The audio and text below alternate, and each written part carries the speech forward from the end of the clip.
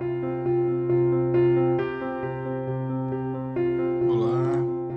é uma grande alegria estar com vocês para mais esse encontro de estudo do Evangelho. Hoje nós falaremos sobre o último capítulo do Evangelho, capítulo 28, que aborda a coletânea de preces espíritas. Nós talvez possamos perguntar: por que será que Kardec resolveu deixar essa coletânea, né? Trazer essa coletânea até nós? Talvez esse seja o capítulo menos estudado de O Evangelho segundo o Espiritismo. É comum que as pessoas que se colocam à disposição para o estudo do Evangelho, fazendo o estudo sequencial, acabe pulando a introdução e a coletânea de preces. Então, esse capítulo, ele muitas vezes é pouco explorado, especialmente nos estudos sequenciais. Kardec vem, nesse capítulo, nos trazer caminhos temáticos de situações que passamos. E, ao que parece, e ao que os estudiosos confirmam, ali temos o maior resumo da doutrina espírita feita por Allan Kardec. Nós hoje vamos falar um pouquinho sobre o preâmbulo deste capítulo, onde se explica um pouco a questão do porquê que nós sugerimos como a primeira abordagem, né? E também trataremos de um dos tipos de prece que contém neste capítulo. Os Espíritos, diz no preâmbulo, sempre nos falam o quê? Que a forma nada vale, que o pensamento é tudo.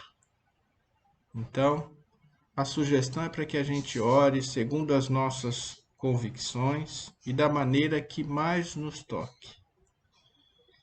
Eles até colocam uma frase, né, dizendo que um bom pensamento vale mais do que grande número de palavras, com as quais nada tenha o coração.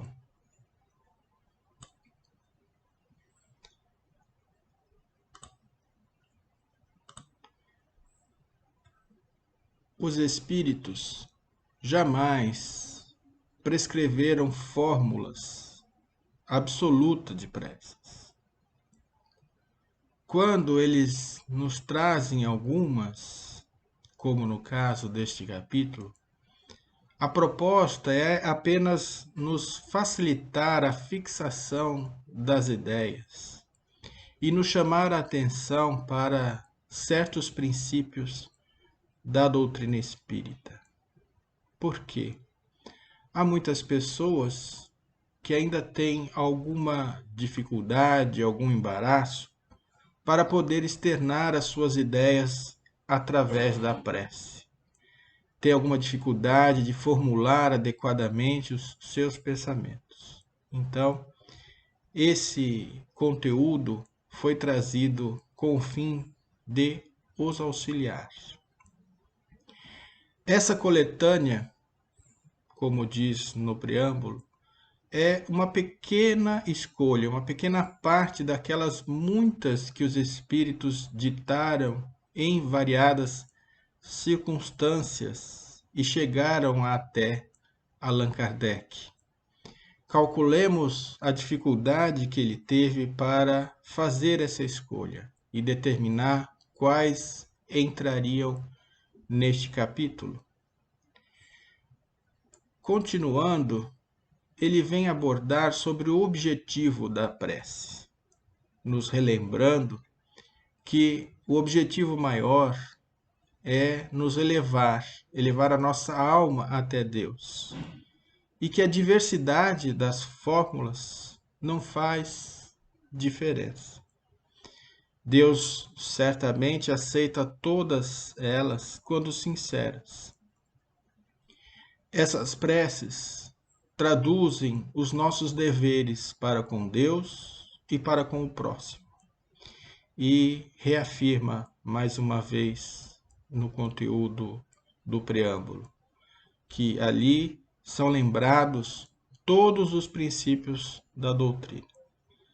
Daí a gente já afirma e orienta, sugere que não deixemos de estudar esta parte quando estivermos nesse estudo sequencial, porque realmente ele traz um conteúdo bastante interessante e importante para fixarmos todo o material que a doutrina nos proporciona.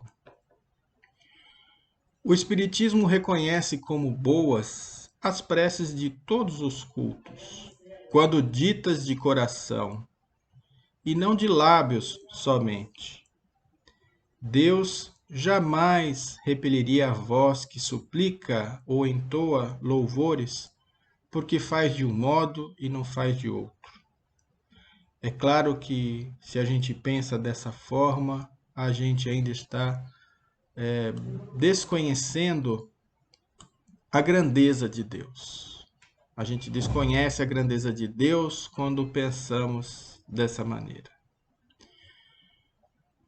São Paulo, no capítulo 17, dá a condição essencial à prece, que ela seja inteligível, a fim que nos possa falar ao Espírito. Então essa é a condição essencial, que ela possa ser inteligível e que possa trazer de algum modo uma vibração especial ao nosso espírito. Portanto, não importa a quantidade de palavras, a superabundância das palavras não tem qualquer efeito. A qualidade principal, segundo os espíritos, é que ela seja clara, simples e concisa, sem o uso de fraseologia que eles falam inútil. Cada palavra deve ter seu alcance próprio, deve despertar uma ideia e pôr em vibração uma fibra da alma. Numa palavra, deve fazer refletir.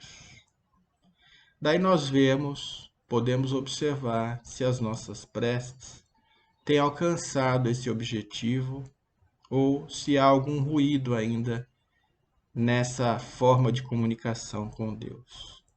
Nossa prece está sendo clara, simples, concisa.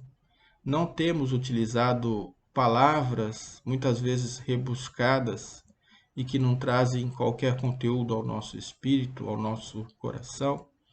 Tem feito vibrar as fibras da nossa alma, tem nos despertado a uma ideia, ou seja, tem nos feito refletir.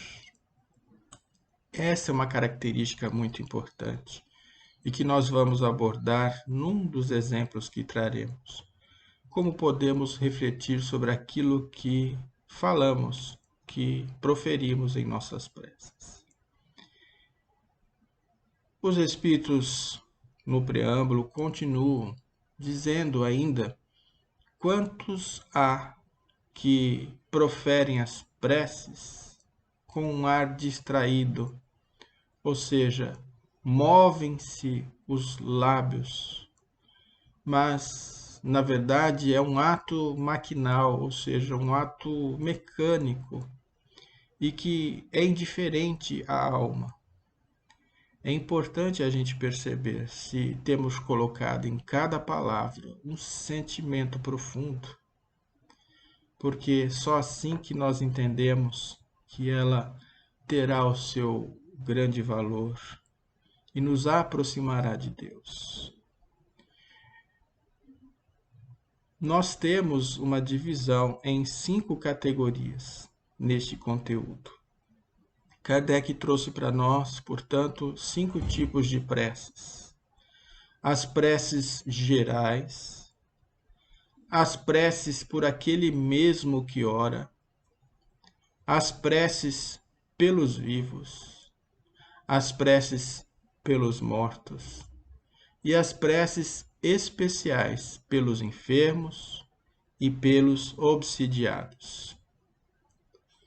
E com o propósito de nos chamar a atenção de maneira muito especial sobre o objeto de cada prece, eles colocam uma instrução precedendo a prece exemplo que eles trazem. É como se fosse uma exposição de motivos sobre o título de prefácio.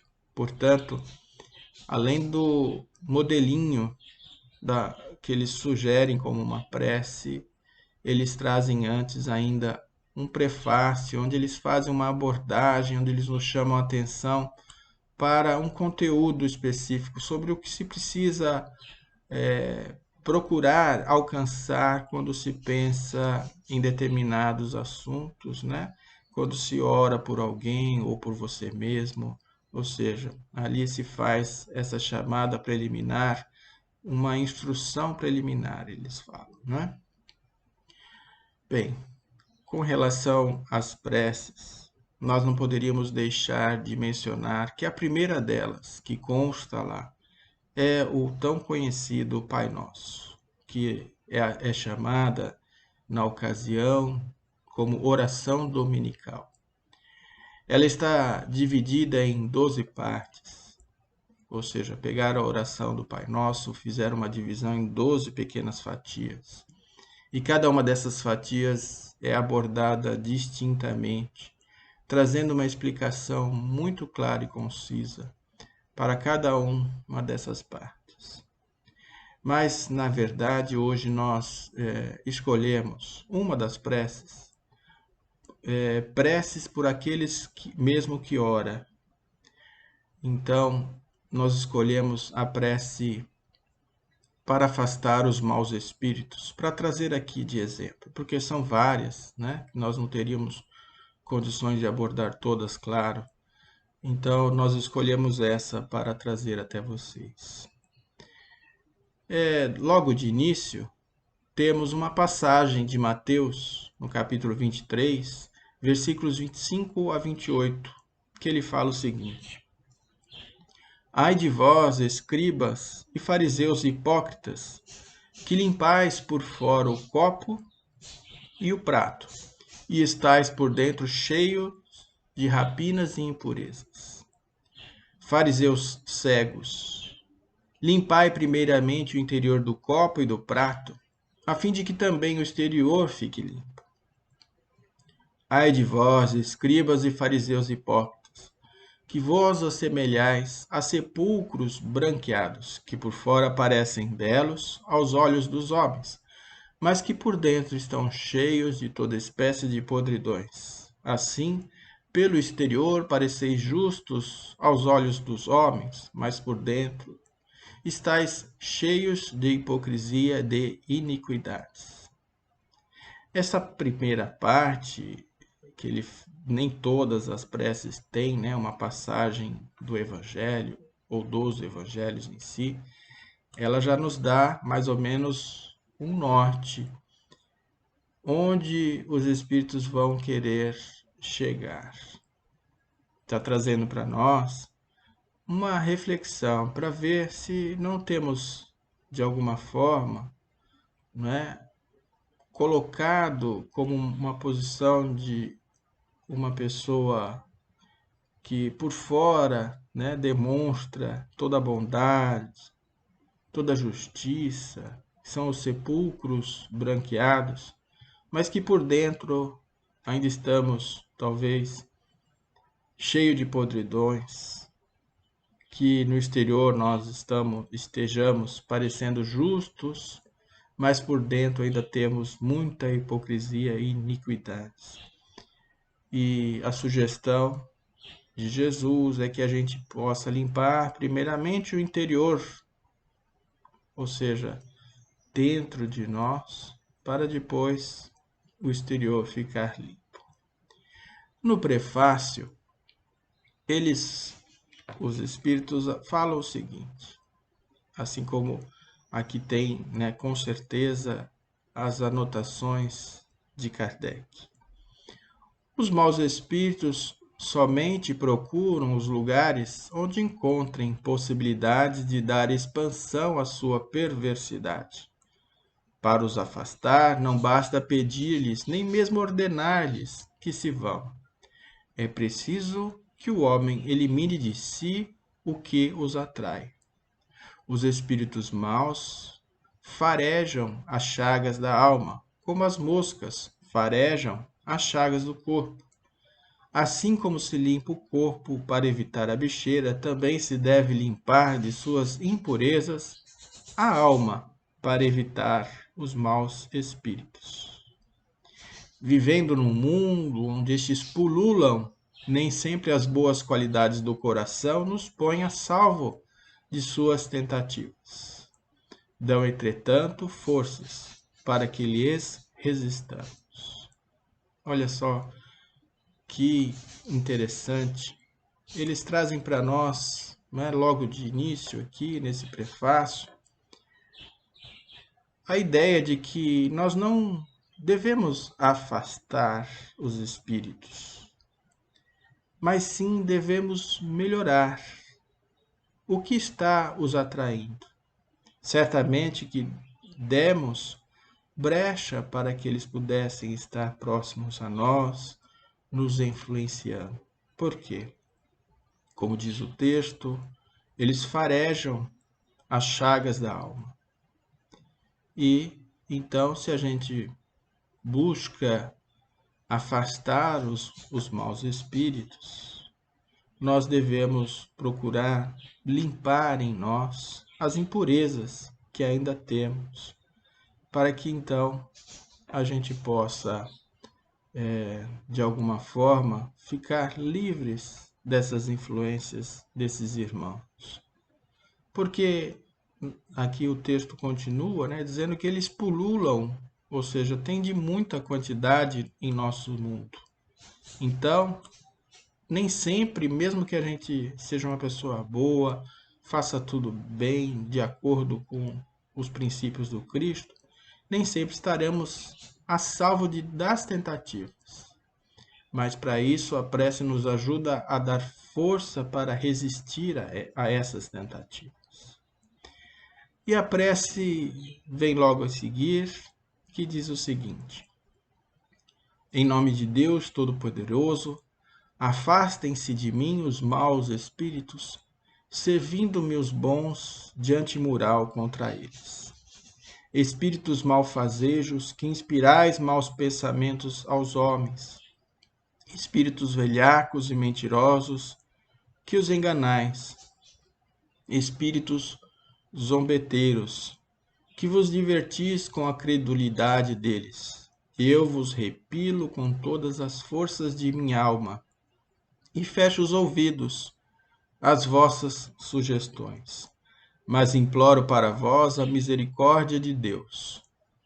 Bons espíritos, que vos dignais de assistir-me, dai-me a força de resistir à influência dos espíritos maus e às luzes de que necessito para não ser vítima de suas trampas.